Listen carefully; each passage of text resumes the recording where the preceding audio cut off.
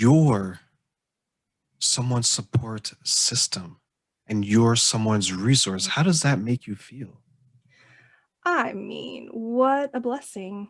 What an absolute gift that people even say yes. It still amazes me today. I mean, after all this time, I have more confidence about the work I do and how effectual the program is and the benefits and the outcomes, the long-term outcomes. That's not just like, oh, it's a one thing you do and then it goes away.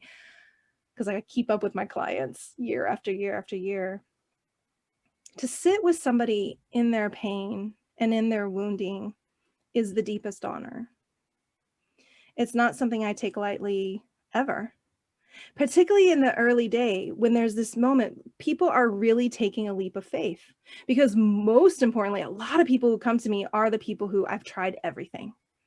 I've done this and I've done this and I've done this and I've done this, and it's helped a little, but then it doesn't. And they're really in a lot of ways like, if this doesn't work, that's it for me. So I never take it lightly, but oh my gosh, what a rewarding experience it is to sit. And honestly, at the end of the day, all I am is just a mirror that's like, I'm trying to reflect. Yes, I teach. Yes, I give very specific tools. Yes, I do some very like direct, like this, not this. But ultimately, it's really just about helping them clear away all of the layers of crap that have been added on that is hiding them from themselves.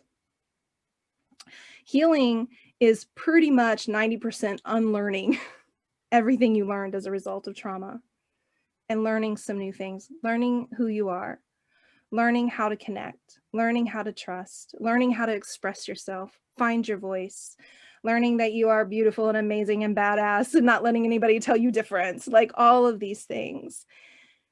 And so, like one of my clients, when he started, he said, you know, Rachel, I want to just skip the relationship stuff. I can laugh about it now, but I was like, wait, what? Why do you want to skip on? He's like, oh God, I've been married, I've been divorced. I'm over it. I think I'm just destined to be single. Whoa. Like that is a committed way of thinking about yourself and your future and what's possible. So I said, let's just cross that bridge when we get there because we do things in an order. So by the time we got to the relationship work, he was open to exploring it. He is now married and has a little boy. Beautiful, beautiful, beautiful, Yeah. beautiful. And like, that's just one of thousands of stories that I can tell. I particularly love, my parents who start passing on the beyond surviving tools to their little ones. Women who go out and have their own babies by themselves. I have multiple women who have done that. I'm not waiting anymore for a partner. I'm going to go do it. I'm going to have the family that I want to have. We call them our little Jedi in training. So there's this whole community. And this is where it gets really beautiful. Like with my graduates, they start connecting with each other outside of our calls. Right. So they start building their own moments of relationship and being with each other. And I start to fall more and more and more to the background, which is when I get super excited because it's not about me. It's not about come to me for the answers. It's about learning how to self-resource, getting perspective when you need it from somebody who's not in the middle of it, but ultimately building other relations such that ultimately you don't need me at all. How are you able to continue forward with this? Because it seems like to me, and for those listening, it seems like it's a lot of work and you're not short of dedication and commitment. That's obvious in my conversation with you that you love what you do and you're so dedicated and you're so passionate.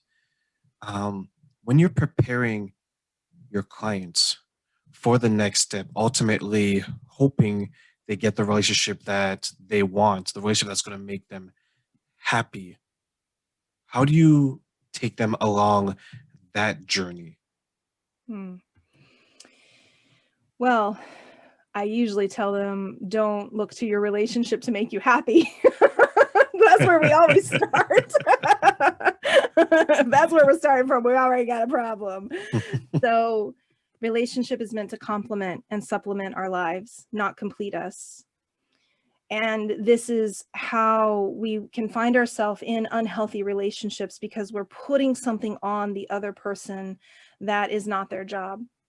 Ultimately, if you think about imagine it just like a well, and this is your well of self-worth, your well of value. And so many of us get into this idea that there's something external that then fills that space. Maybe it's tasking, maybe it's success, maybe it's money, maybe it's relationship. We can use all sorts of things to say, if I have this, then I will finally feel good enough. If my partner finally does this, then I will finally feel like I matter and I'm good enough.